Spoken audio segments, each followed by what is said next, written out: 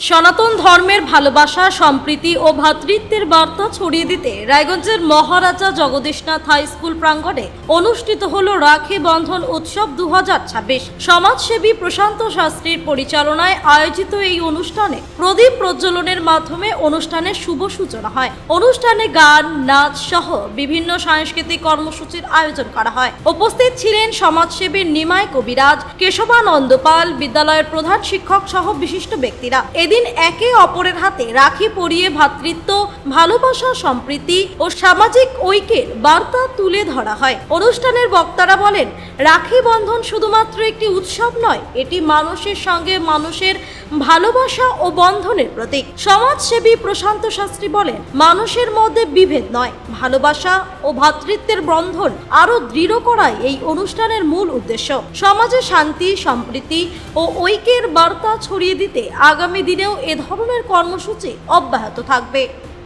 আজকের উদ্যোগ আমাদের হিন্দু সনাতন শাস্ত্রের রাখি বন্ধনের রাখি পূর্ণিমার দিন, তাই আমরা 27 নম্বর ওয়ার্ডের পক্ষ থেকে আমরা একটি রাখি বন্ধন অনুষ্ঠান করেছি।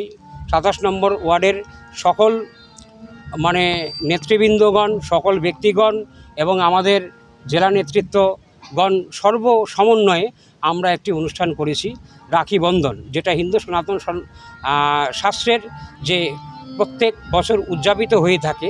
সেই রাখি পূর্ণিমা উপলক্ষে আমরা রাখি বন্ধন অনুষ্ঠান হয়েছি। সামাজিক বন্ধন, মানবিক বন্ধন, আধ্যাত্মিক বন্ধন এবং প্রত্যেকটা ভাই বোনের প্রতি বন্ধন, বোন ভাইয়ের প্রতি বন্ধন এবং সমাজের প্রতি যে আমাদের দায়িত্ব, আমরা সিনিয়র নাগরিক হিসাবে আগামী প্রজন্মের জন্য যাতে এই অনুষ্ঠান হিন্দু সনাতন শাস্ত্রের উদযাপিত হয়, যার জন্য এই অনুষ্ঠান আজকে আয়োজন করা হয়েছে।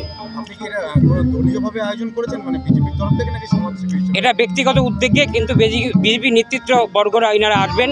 কারণটা কি, বিজেপি নেতৃত্ব, আমি একজন বিজেপির কর্মী, বিজেপির ওয়ার্কার হিসাবে আমার একটা দায়িত্ব, আমি করা আর ব্যক্তিগত করা আর বিজেপি করা একই জিনিস। রায়গঞ্জ থেকে রামকৃষ্ণ দাসের রিপোর্ট, কুলিক নিউজ।